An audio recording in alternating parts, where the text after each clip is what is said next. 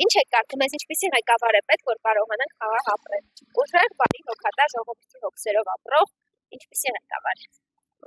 Ինչպիսի ղեկավարը, այնպիսի ղեկավար, որ ուժեղ ղեկավար լինի, նորմալ ղեկավարի, որ երկիրը բարելավի։ Մեզ պետք է Կարապետյան Սամվել,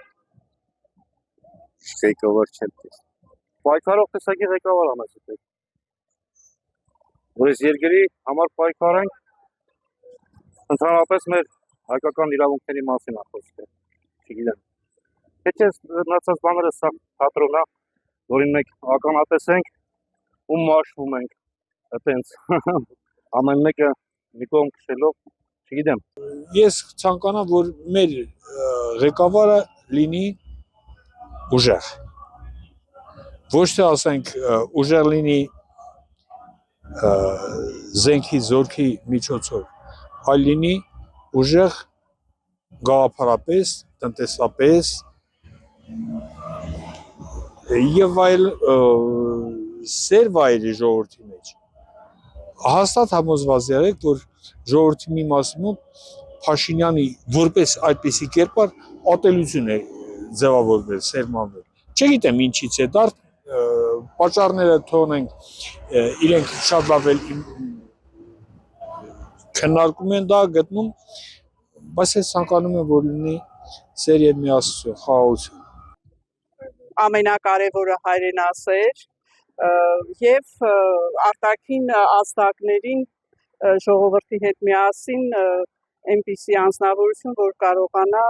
դիմակայել։ Սաղելվավիճալ ասել բարի կլեմ, բաս ծեր փաշուն տսար ինչ արած։ Չտսար ինչ արած։ Բարի եմ, լավն եմ, սաղել վարչապետ է։ Մգ դու վարչապետ ես։ Ուժեղ։ Ժողովրդի հոգսերը վատող, իհարկե։ Մի քիչ տղա լինի։ Ժողովրդի համար հոգատար լինի, բարի գործեր անի ժողովրդի համար, մանավանդ թոշակառուներին։ 2 կոպեկ փող ենք ստանում, չգիտենք հաջողության տանք, թե ուտելիքի տանք, վարդ տանք։ Ժողովուրդը հիմա սա անհարմար վիճակի է, չգիտեմ։ Ինձ թվում է, որ յուրաքանչյուր ղեկավար պետք է լինի գործունյա, բանիմաց եւ գրագետ։ Ու